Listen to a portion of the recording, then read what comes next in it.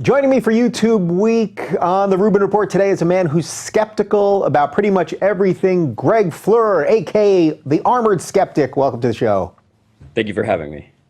All right, the Armoured Skeptic. I guess first off, why armored? Why would you be armored? I originally started off on YouTube as a theist. I started in the Christian sphere, and one of the big things with them was you have to put on the armor of God, and it was kind of just a spoof on that, putting on armor of skepticism, and it's very neckbeardy, definitely a nerd joke. But I definitely, when I picked the name for my channel, I never expected people to actually subscribe to it. I just actually made all of my accounts to kind of take the piss out of Atheism Plus when I first started off. Yeah, so before we get to the second part of your name, the skeptic part, let's talk about the adventure in religion for you, because you have had kind of an interesting evolution. You were Christian at first, then you were into some Messianic Judaism stuff, if I'm not mistaken, and now you're a skeptic, or I don't think you quite consider yourself an atheist. Is that fair to say?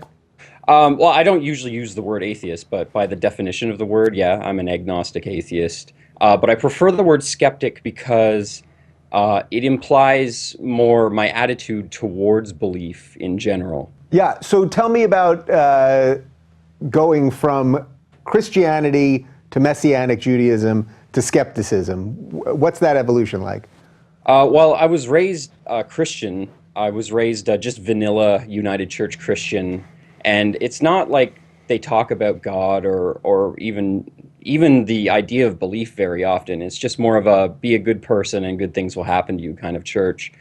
Then after a while, when I started getting older, I started realizing that the Bible didn't make any sense, and there was just a lot of errors, a lot of things that didn't match, and I started kind of picking books out, and I found a community online that had kind of felt the same way, and they started nitpicking books out, like basically everything Paul wrote, for example. They noticed doesn't match up with Matthew or Mark or Luke or John.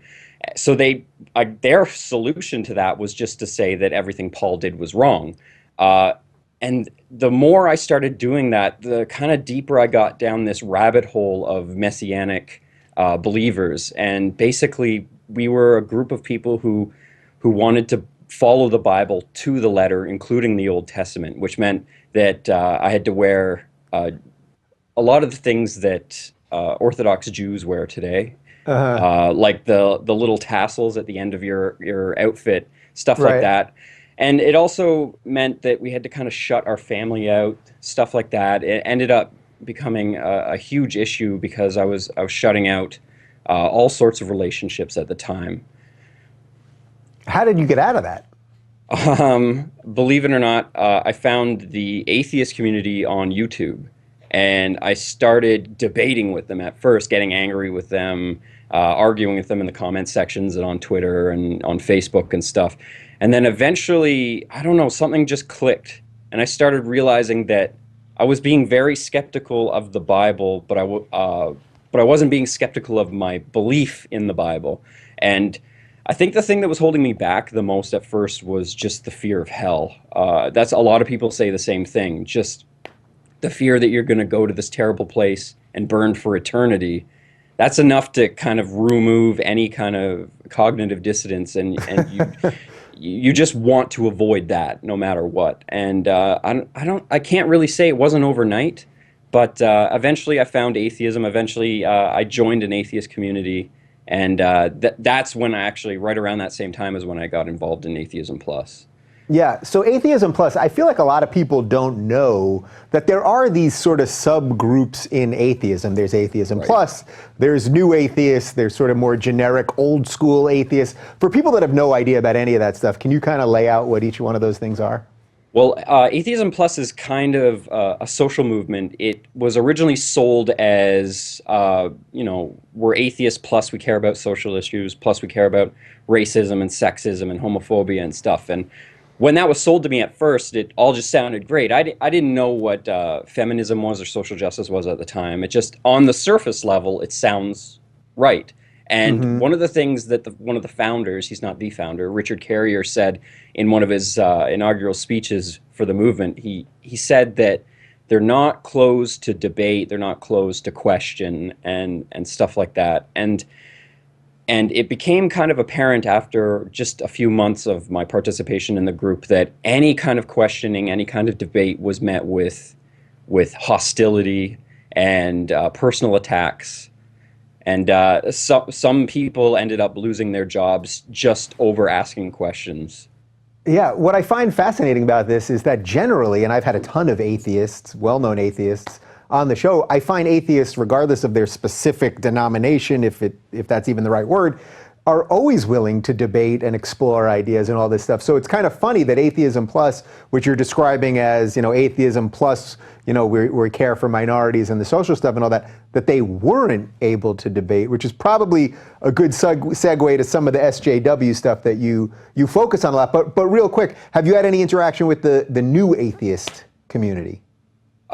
Not directly, I guess. I don't know. Some people have said that I'm part of the new atheist movement. I'm not really sure that I am. I don't really know how you would categorize me. Yeah. So as a skeptic, though, does it bother you when people are religious? I mean, for example, I consider myself a skeptic. I personally don't care if someone's religious as long as they don't try to push their religion on me. But I don't care what you believe in the privacy of your own home. Yeah, no, I've absolutely no reason to tell somebody that believes in God that they're wrong if they're not trying to push that belief onto me. My members of my family are still religious. Friends of mine are still religious. It's fine. The church I started in the United Church, it was very harmless. It was just really more of a community than anything. When did you make the move to doing YouTube videos? So you had this sort of personal awakening because of the YouTube atheists. When did you say, all right, let me get in on this myself? I don't know. I just really admired some of the things that I guess would be considered smaller YouTubers were doing. They were just having fun. I kind of just started my YouTube channel to take the piss out of Atheism Plus a little bit. And then, I don't know, I just decided I wanted to get in on the debate because, like you said, atheists, like, we get off on debate. We love debating, even each other, some of us. And so I kind of just took on a couple videos made by people that I used to believe and used to follow back in the day. And one of them was called Jesus Freak 777. And I just kind of made fun of him a little bit, and just completely by my surprise, I didn't expect anybody to subscribe to the channel, but it ended up taking off very quickly. And then I guess I kind of stuck with the subject of atheism for the first year or so because I felt kind of obligated to my audience a little bit, but I also felt like I had stuff to say that nobody had quite said before, and the whole idea is what I would do is I would take arguments and videos that I personally used to believe, and then I wanted to kind of break them down in my own head and convince myself that they were wrong. And I guess other people kind of resonated with that and decided that I guess I provided some sort of benefit to them as well.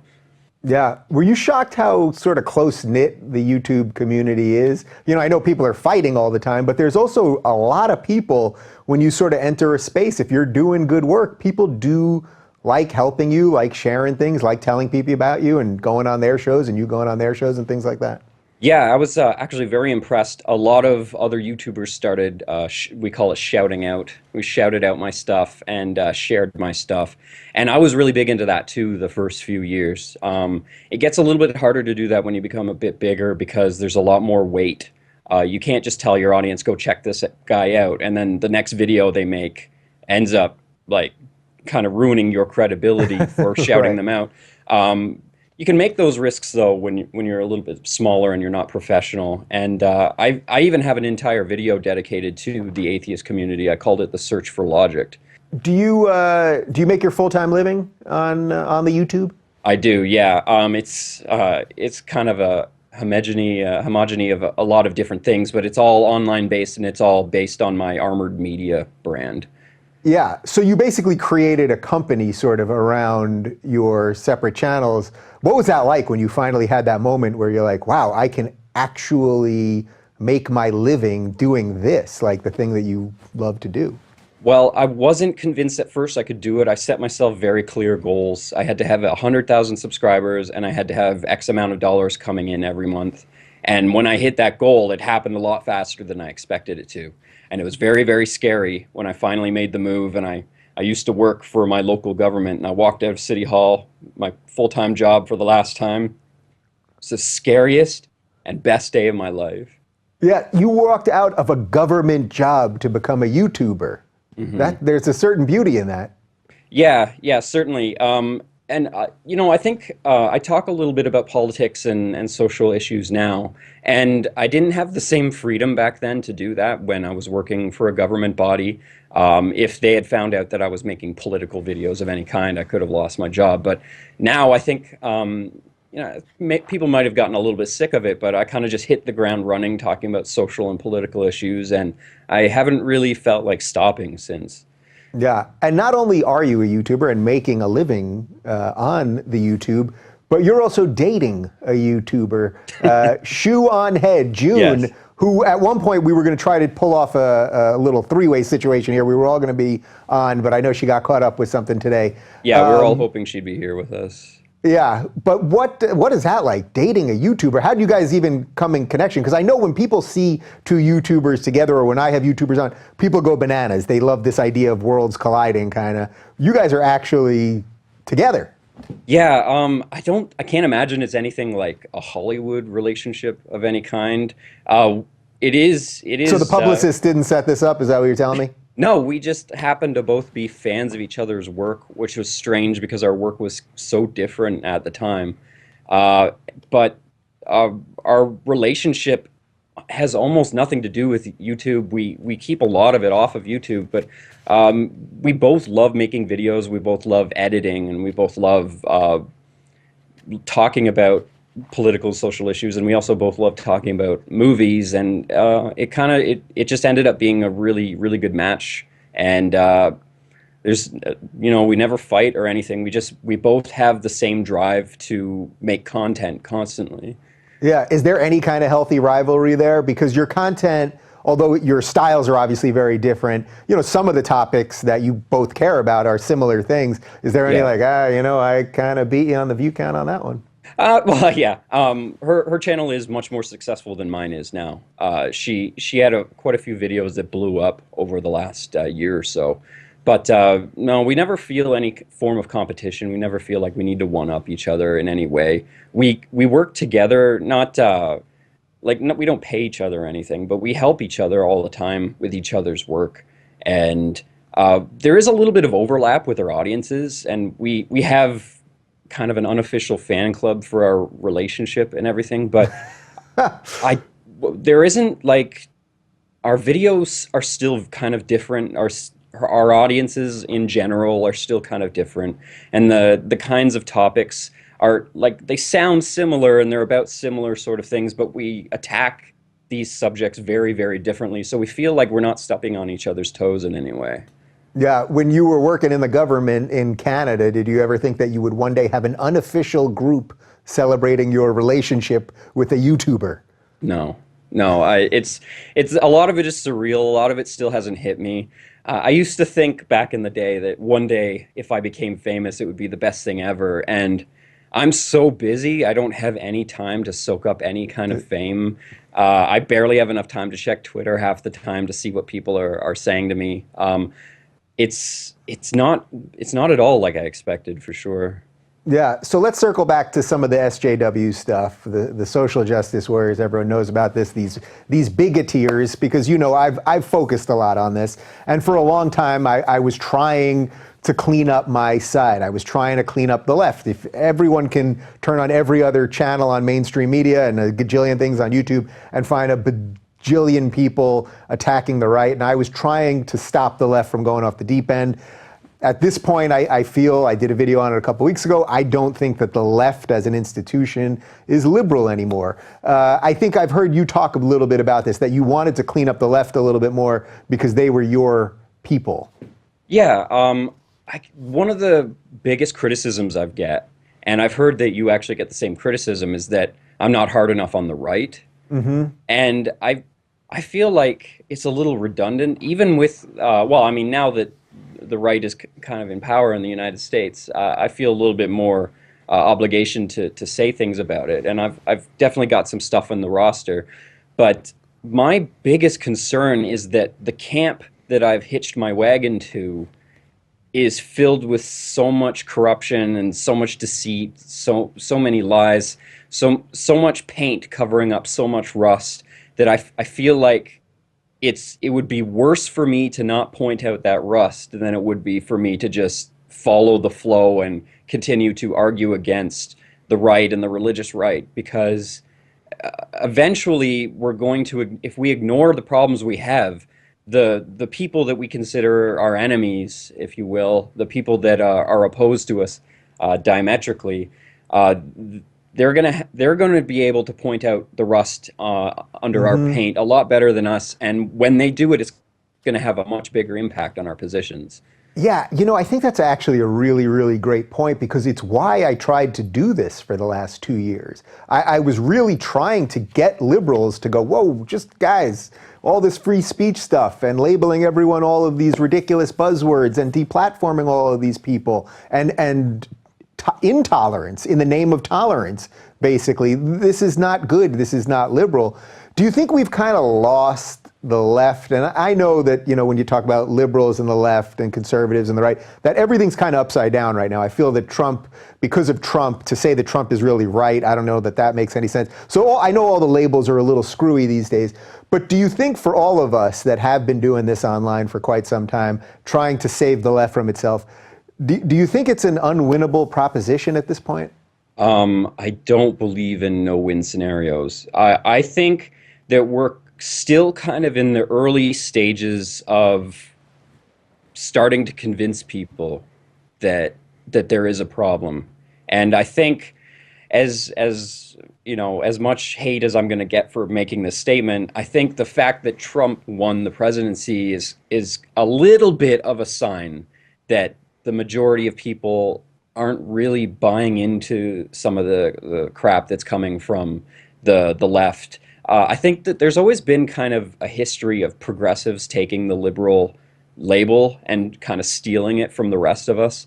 And now, I mean, it's hard to convince people that you're liberal when people that are using that label, that have hijacked that label, have turned it into something completely different from our perspective. Some people are referring to us as classical liberals, even though that technically has its own definition. It's kind of becoming the new definition today.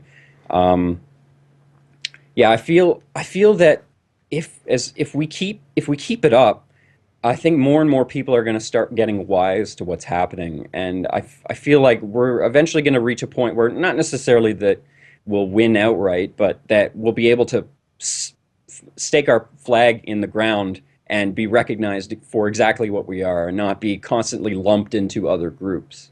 Yeah, well, I love that answer. It's nice to hear because it's exactly what I've been trying to do. It's like you can't just have an ideology based on what you hate about everybody. You got to say what you actually believe in. And I do think that this sort of new mantle of classical liberalism is kind of taking root. I mean, a year ago, nobody was saying the phrase classical liberal. Now I hear it every day, all the time. I'm curious, I've found it sort of easy to build some bridges with people that I would have never thought before. So I've had people in my studio right here sitting across from me that are of faith, that are on the right, guys like Ben Shapiro and Dennis Prager, and even Glenn Beck a couple weeks ago, Larry Elder, a few others, who I disagree with on a whole bunch of political stuff. I certainly disagree with them on a bunch of the religious stuff, but I've found places to build bridges. Do you feel that we can build bridges even with people of faith that we disagree with politically, as long as it's just based in some sort of something around, I guess, liberty? Yeah, I mean, I'm Canadian, so my value system's slightly different from What does the that American mean? value system. Canadian, we've I don't know if I can get into all the details, but we don't have the same concept of freedom and liberty as the United States does. But I certainly at least have romanticized the concept of the American idea of freedom and liberty in my head, and I like to think that I've got a pretty good grasp on what you all consider freedom and liberty. I think, I'm sorry, what was the question again? Well, do you think that building bridges with some of these Oh, people that would traditionally be more right than, say, we are, and who also come from a place of faith? So it seems like we have little in common with them, but I'm actually finding a lot in common with them these days, yeah, or at least the yeah. willingness to have the conversation, which I'm not seeing with a lot of people on the left. Right. I mean, of course, the political sphere is a spectrum. You go far enough right or far enough left, you're going to find people that aren't willing to have an honest conversation with you. But there's certainly the moderate religious and the moderate right. They seem to be very on board with the classical liberal ideas, or at least some of them. And even though that is kind of ends up, you play with fire a little bit, um, associating yourself with certain right-wing groups because people will try to use it against you. I feel that there's a lot of Christian values and things that I still believe even now as an atheist and as a skeptic. The culture in the West. I said this in one of my videos, and I got a lot of heat for it, but I think it's pretty objectively true that the culture in the West is still kind of very much based on Christian values, and obviously it's evolved since then quite a bit to the point where even Christian values are constantly questioned by our society.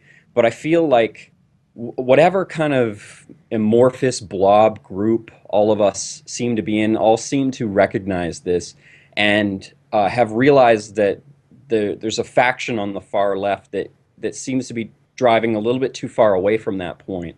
And I think that even though we might not necessarily agree with everything the moderate religious or the religious right believes, that if we're finding a lot of common ground, and the more control and the more power the left seems to get, I feel like the stronger our connection seems to get with these kinds of commonalities.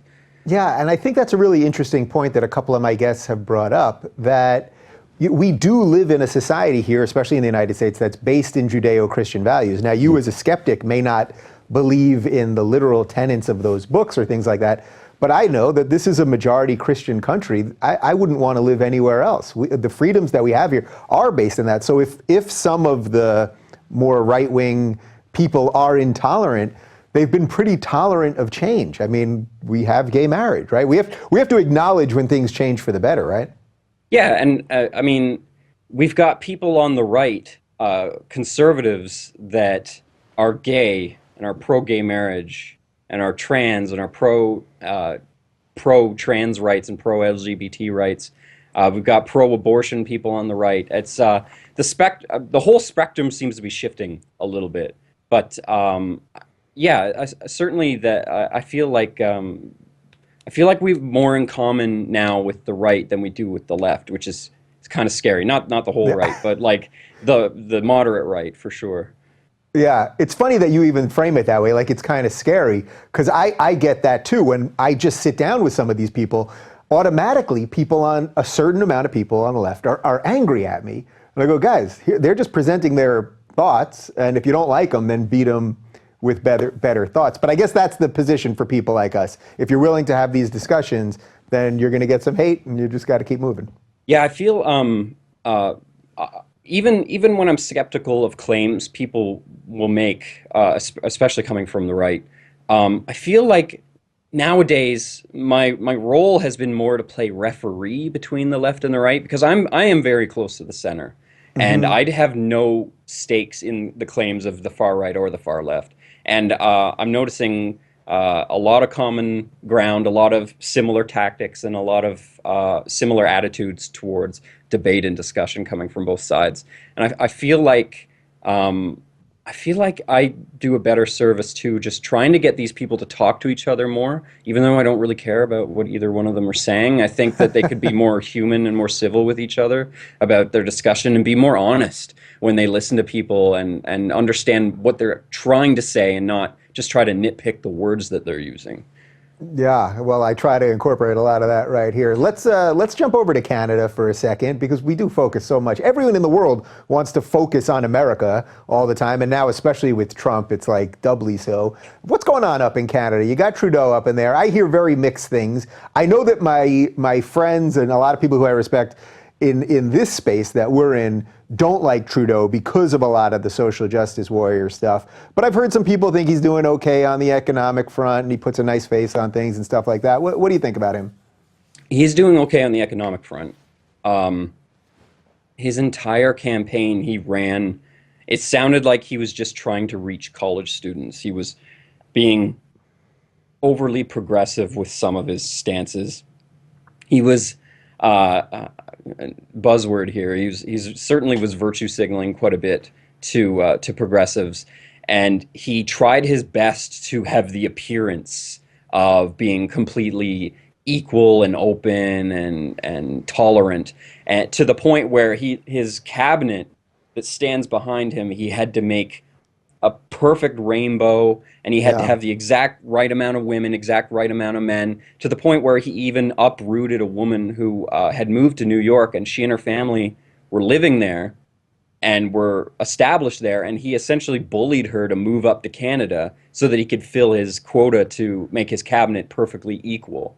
And there's a lot of irony in those kinds of things, that you can make yourself look as progressive and as much like you care about equality more than anybody else. I care the most about equality, but you end up kind of making yourself look like an idiot, and you end up doing exactly the things that you say you're against to make those things work. And like, obviously I'm for all for equality and stuff, but if you, just because there's an X number of women in the country does not mean you need that exact percentage of representation in government. What matters is what those politicians are arguing for and what their positions are. And it seems like that doesn't seem to matter anymore, what people's political opinions are, as long as they're the right skin color or have the right genitals. Yeah, which is the ultimate irony of what the progressives are doing, because, as you know, it's not progressive, it's actually regressive. They'll tell you that they don't care what sex you are or what sexuality you are or what color you are, and then yet they'll have quotas to make sure, as you said, he's got this perfect rainbow of people behind him. I'm sure you saw that instance where he was at the mosque and he was down with all the men below and all the women were up there, and he kind of joked about it. Did that catch on in Canada? As like, did people watch that and say, there really is something wrong here? Like, his intentions were good, but no. Yeah, it takes a lot for our national news to acknowledge when there's kind of outrage about things like that. Our main news source here in Canada is actually funded by the government, so they're always a little bit soft, and they definitely softball a lot of their questions and their concerns about government. And certainly that came up. There's a lot of things like that. Like Trudeau, for example, his big thing is he's a feminist. He can't go a conversation without mentioning that he's a feminist or a fan of feminism. But then he will sell things to Saudi Arabia like weapons and tanks, and there won't be a single word on the way that they treat women. And I'm not saying that we shouldn't be doing business with Saudi Arabia or anything, but he's very inconsistent with using his label and using his political and social stance to actually make statements where it really matters. Right, so perhaps he could have gone into that mosque and said to them, maybe we could have the women sit with the men, guys? And that would be the actual feminist thing to do? Yeah, I mean, that's the Canadian thing to do. Canada has always been very multicultural as long as I've been in Canada, since I was born. America has their concept is the melting pot. Everybody kind of melds into the same thing. But in Canada, we have a mosaic, and it has always been very tolerant of different beliefs and different cultures. But there's also just kind of the idea that that when you come to Canada, you come here because you want to be Canadian. I mean, you can still be Sikh and Muslim and whatever. You can still be proud of the nation you came from. You can still hang the Italian flag on your front porch and make absolutely no patriotic statements about Canada. But your attitude, like your attitude towards other people, has to be very Canadian. Your your entire moral system, if you want to put it that way, it has to kind of meld with the Canadian morality system. You gotta remember that you're here because you want to be free, but other people are here because they also want to be free, and your freedom does not trump other people's freedoms. Yeah, so is this a disease of the West right now? Because as you're saying that, I'm thinking that, the United States, as you described, is a melting pot. You guys are a mosaic. Those things I think are pretty close. We could probably nitpick on a little different ethnic things or whatever. But as you're saying that, it almost seems like if I was to sit here every week and say how great America is, even though I did a video a couple weeks ago about that I do believe in American exceptionalism, but really say that, we welcome in all these immigrants, everyone can come here and make a better life, and in most cases, people are better off, generations after they come here than they were, and blah, blah, blah. That a lot of people don't like that. They don't like hearing that. Is that a failure of multiculturalism? Multiculturalism is an ideal that may never properly be realized, at least not in our time. It depends on too many things. It depends on, like I said, the people coming from other cultures to want to integrate and to want to be a part of our culture. And the migrant crisis has kind of it's kind of muddied the waters a little bit, because a lot of the people coming here aren't coming here because they want to be Western. They're coming here because that's literally the only place there is for them to live right now. I don't think that multiculturalism necessarily is a lost cause, but I think that it's a very fragile concept that can't be treated with too much. It needs to be treated with a lot of respect from people that are coming here, and then people that are welcoming new people. And I think one of the problems is that it's happening in all the Western countries. It's taboo to point out when people are not integrating, or when they're having trouble kind of melding into our culture. And certainly, I mean, the social justice left isn't entirely wrong. There's certainly a lot of bigotry and a lot of racism and intolerance that is met by these, that is, a lot of intolerance is certainly being thrown at a lot of immigrants and a lot of migrants. But I think that we all kind of just need to assess what it is we want and make sure that everybody's on the same page. Because I feel that certainly in Germany and Sweden, for example, the brakes are almost completely off there, and they're not willing to acknowledge where their shortcomings are. Yeah, I'm glad you mentioned this, because I wasn't planning on talking about the migrant stuff and the immigration stuff with you, but it's an interesting point for skeptics, because we're caught, I suppose, between the people a certain amount of people, as you said, that are actual bigots, that don't want any immigration and don't believe that anyone wants to assimilate properly or anything like that. And then we're caught between them and the people that just think that everyone is going to be great and wonderful, and if you don't like them, then you're a bigot. Neither one of those things are true. And as you said, there's huge problems now in Sweden and Germany are the two you mentioned, but France having major problems, which might lead to the election of Marie Le Pen and Geert Wilders over in the Netherlands. So what do we do to get this conversation to be decent? Because this is the one right now that is becoming the worst. The quote unquote Muslim ban and everything else.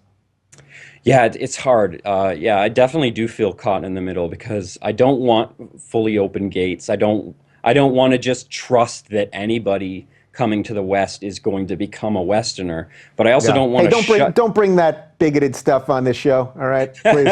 But I also don't want to just close the gates altogether, like some people on the further on the right of the spectrum want to.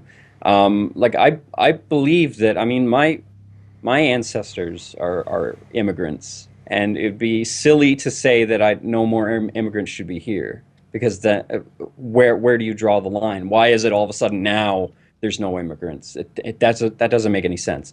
And drawing the lines through ethnicity doesn't really make much sense, because if you really want to break it down, race doesn't exist exactly the way that people want you to believe. There's not really a such thing as white. We've kind of just all collectively agreed that there's a certain kind of skin tone and ethnicity that is white, but that's a really, really ridiculous and arbitrary line to draw, to call out the alt-right here. But I feel like the biggest thing is, I think right now we have to keep people honest. We have to keep people like Angela Merkel and people like really idealistic people who want to believe that everybody that comes here wants to be one of us. And we have to convince them that there are people that are going to come here that don't want any part of our culture. They don't like your culture. They don't want to become part of it, and they don't want you to continue being part of your culture.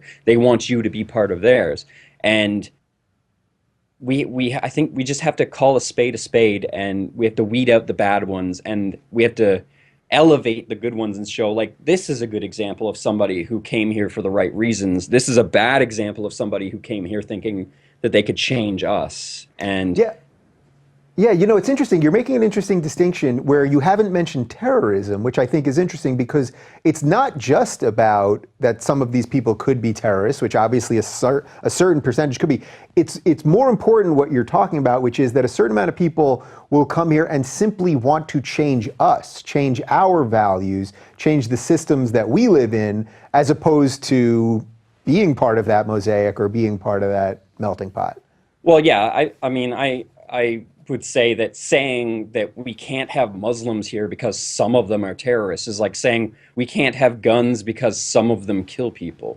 Like, obviously there's going to be a danger with anything, but it's not about just banning everyone because they have the potential to be a terrorist. It's about being honest about which is which, and not just allowing trust to be the first step in our relationship with the whole multicultural spectrum ideology.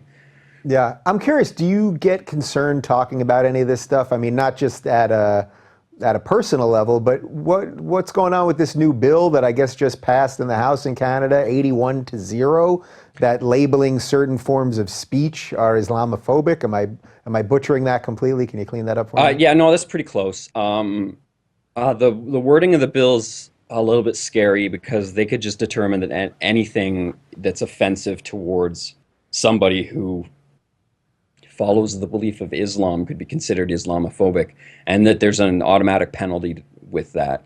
I do have to be a little bit careful, I guess, about what I say, but I don't personally feel like I've ever crossed any lines. I make offensive jokes from time to time, but I've never expressed any kind of hatred towards Muslims in general. I think I've always been very fair and very honest about it, but there could be a time, obviously, that just saying that there is a potential that somebody who's Muslim could be a terrorist, one day that I could get arrested for saying that and charged.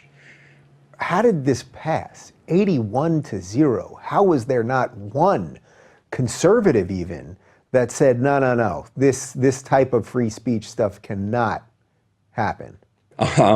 Yeah, I honestly don't know. I mean, I could use the obvious excuse, because this is something that happens here in Canada. I'm sure it happens in the States, that bills will be so thick that the politicians don't actually read them. Oh, of course.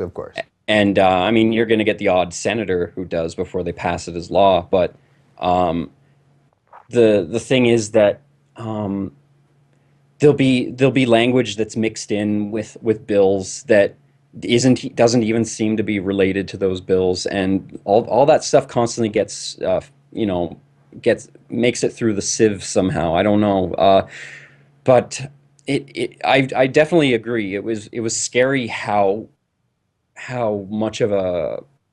popular the bill was and how quickly it passed and how many people voted for it. I mean, I expected it to be a lot closer than 80. Yeah. So when something like this passes 81-0, do you think that ultimately that then helps the conservatives? Like, is that a win for Kevin O'Leary and his dream to be, I don't know what your feelings on Kevin O'Leary are. We have him down here doing Shark Tank. I like Mr. Wonderful personally, but I mean that for people on the right, that it'll ultimately strengthen them, because I would assume that the average Canadian citizen doesn't like this law. I mean, they might be sort of scared into thinking it's the right thing, or a certain amount of them are virtue signaling, or whatever it is, but that ultimately these type of laws, which people know are no good, are going to help the wrong side. The wrong side, quote unquote. Unfortunately, the coverage on the bill was not very objective. I think most people that even know that this bill was passed just hear the title of the bill. You know, it's against Islamophobia, and say, "Oh yeah, I'm for that," and then they don't think anything past that.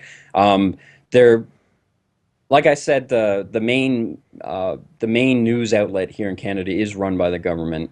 Or funded by the government, I should say. So they're always a little bit soft. And yeah, honestly, we don't have a lot of alternative media up here either. Off the bat, I can only really think of Rebel Media, though I'm sure there's more. There isn't a lot of people in the Canadian media sphere or alternate media sphere that will expose these kinds of things when they happen. I don't even think that most people have 1984 in mind when speech-related bills end up passing. They just think, oh, well, my neighbor is a Muslim and I don't want anybody to say bad things about Muslims because I like him, which is, that's an honorable reason to want that bill to pass. But there isn't like a watchman group here in Canada like there is in the States, people making sure that freedom is always kept. I think safety and always seems to be people's main priority. Yeah, well, as I say on the show now every week, the road to hell is paved with good intentions. It sounds nice, yes, don't be mean to people, but where that will lead is the problem. But jumping off what you said there, how important then, I guess, particularly to Canada, is YouTube? I mean, the ability for people like you to say what you think and share what you think. And the way it resonates with people all over the world now. Yeah, it's very important. I'm not sure how much of a reach YouTube has in Canada. I know that there's Canadians that know who I am, and there's even people in my town that apparently know who I am. But I can't say that there's a huge reach with YouTube in Canada. I feel most people just get their news from the mainstream media sources here. I hope that in the future, as long as YouTube lets us do what we do here, which who knows how much longer that's going to be, that we can convince people to look at YouTube and other alternative media sources to get a more unbiased approach and a more honest approach to exposing and delivering news, especially about things like this. So let's talk a little bit about YouTube, because you've done a bunch of videos on, censorship related to YouTube. I've talked a bunch about how they've changed some monetization things and algorithm stuff. Do you think that we're past the golden age of YouTube already? Like, are we entering a new phase now that we need to be concerned about? Yeah, actually, Obama, one of the last things he said before his term in office ended, he was passing over the control of the internet to an international group.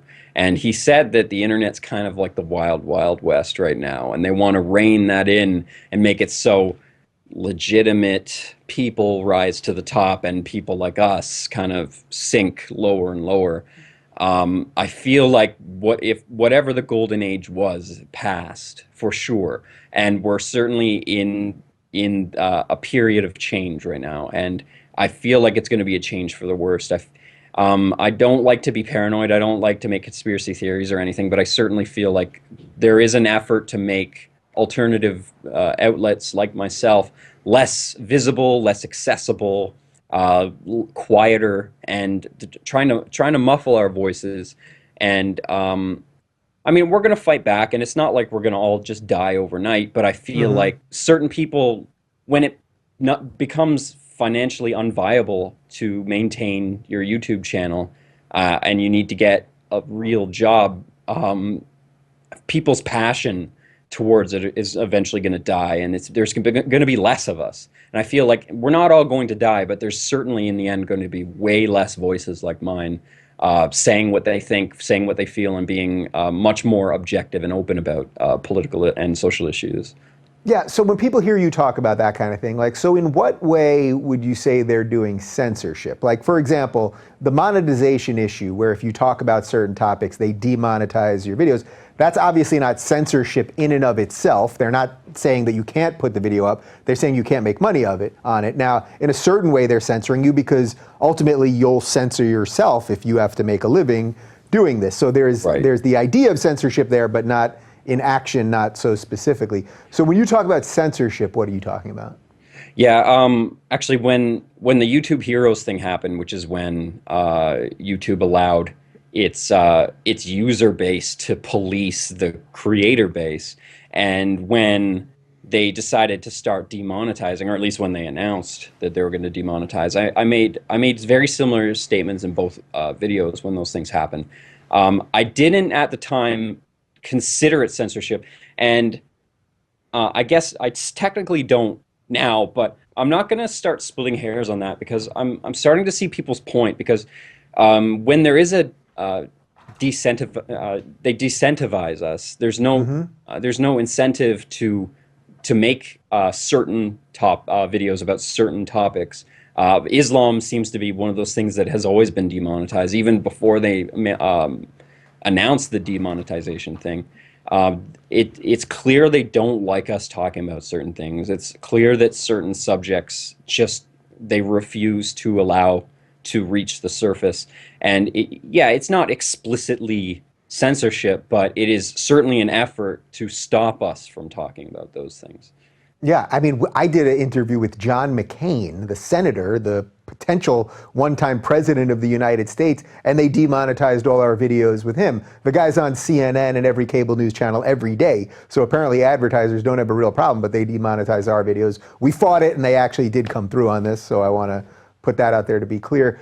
I know you did a video on this whole PewDiePie situation and sort of the mainstream media's reaction to YouTubers now. And I think you're really onto something with this, because, you know, we saw the monumental rise of Milo and now the collapse of Milo, and we'll see what the aftermath is on that. But we're basically starting to see, and I know I'm getting a little bit of it, the sort of YouTuber community, the online people are starting to reach into the mainstream. The ideas we're talking about the regressive left stuff, the SJW stuff, that's getting into the mainstream. And now it seems like the mainstream is going to come down on us more. How clear is that to you? Yeah, no, it's very obvious. They pretended we didn't exist for the longest time. And then all of a sudden, one day, they not only acknowledge we exist, but they start creating a narrative around certain members. And PewDiePie, of all people, he's one of the most harmless people on the internet. He didn't get popular because he's controversial. He got popular because he's anything but. And he, all of a sudden, he started kind of losing interest in doing, I'm not saying this to insult him, but more childish things, more fun-related, jovial things. And he started being honest about his opinions about certain things, and he mentioned a few political and social issues here and there. And then all of a sudden, the media, all at once, have the exact same opinion of him, and all at once are slinging the exact same crap at him, using the exact same evidence. And it's not like all of a sudden the media all picked up the Wall Street Journal and said, you know what, they're right. I'm gonna find my own things and point them out. No, they all knew to do this before the Wall Street Journal launched their campaign against him. These things don't just happen. They can happen organically. I'm not saying it's impossible, but it just reeks of Gamergate. I know you've talked about Gamergate before, but the same sort of thing happened. All of a sudden, one night, a whole bunch of media outlets were releasing the exact same articles, demonizing the exact same people, lumping them all into the same category, using all the same buzzwords to dismiss them and demonize them. And it was almost the exact same thing happened with PewDiePie. And I'm starting to get worried now that they're starting from the top and they're going to make their way down. And I'm a pretty small guy, so it's going to take them a long time to get to me. But they're chopping off the heads on the top first, and they're trying to make their way down. And PewDiePie's going to recover. I mean, he's gonna lose a few $1 million over it, but like he's still gonna make several million more than I will in my entire lifetime this year. So, right, he's doing okay financially. And look, at the end of the day, as I said on my live stream, a week or so ago, the guy Maker, if they want to end their relationship with him, that's up to them to do. I wouldn't end a relationship over a joke, even if it was a bad joke. That's whatever. That's up to any individual person. But the bigger issue, you're talking about this sort of coordinated assault. Now, as a skeptic, how do you place that? How do you say, well, there is some sort of, is there a listserv? Are these people having meetings where they're going, now we're going to take out this guy, now we're going to take out that guy? How do you entertain that thought without going down the rabbit hole of no evidence? Yeah, like I said, it's hard to talk about these things without going down the conspiracy theory road. But certain things are known. There are mailing lists, there are journalistic communities, and it's been proven in the past, before certain things launch, that the media was talking with each other and planning certain things, expressing, hey, we've noticed a problem. This problem affects all of us. Let's all of us do something about it all at the same time.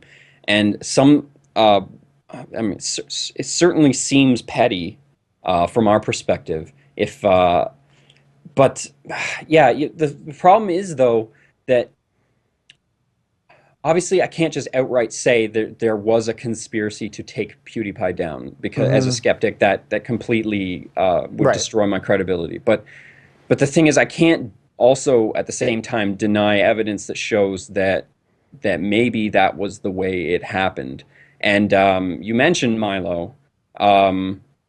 Again, this could just be a lie, but right before all the campaigns, all the articles came out about Milo, somebody posted something on a Chan board, essentially predicting that it was going to happen, saying that they're a member of a mailing list, and that they found an old video of his, and where he says some things that could come across as pedophilic, and that they're going to go after him, and that they were waiting until he was a big enough threat. Now, that could have all been just malarkey, obviously, but again, as a skeptic, I can't ignore the correlation between those things.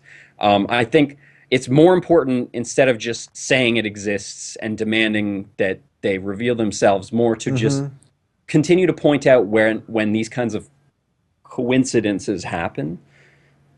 Yeah, I totally hear you on that, and I agree. That's what we have to consistently do. We can't believe in things that we can't prove, but there is clearly those of us who have garnered some influence in the online world. We've wrangled the chains of some of the mainstream media organizations, and that's why BuzzFeed, this Bernstein guy who writes these garbage articles all the time about a lot of the people that we know, it's like, yeah, you guys are losing your clicks to us because we're doing something better. So now what are you going to do? You're going to try to tar and feather all of us.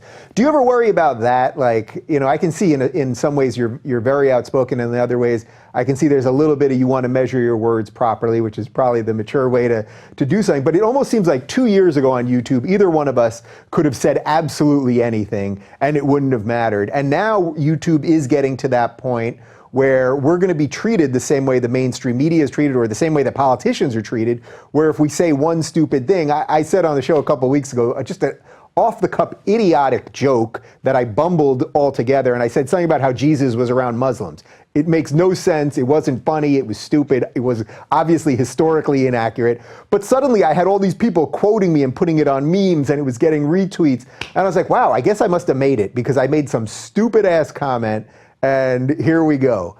So how conscious are you of that kind of thing? I spend more time thinking about it. I've always kind of been calculated about the way I say things, especially on the skeptic platform, the Armored Skeptic, I try to make him as objective and honest and as possible. I mean, obviously the occasional misogynistic joke will pop out, but that's for laughs. I try not to use that as an argument or use that. I mean, people will sling titles at me.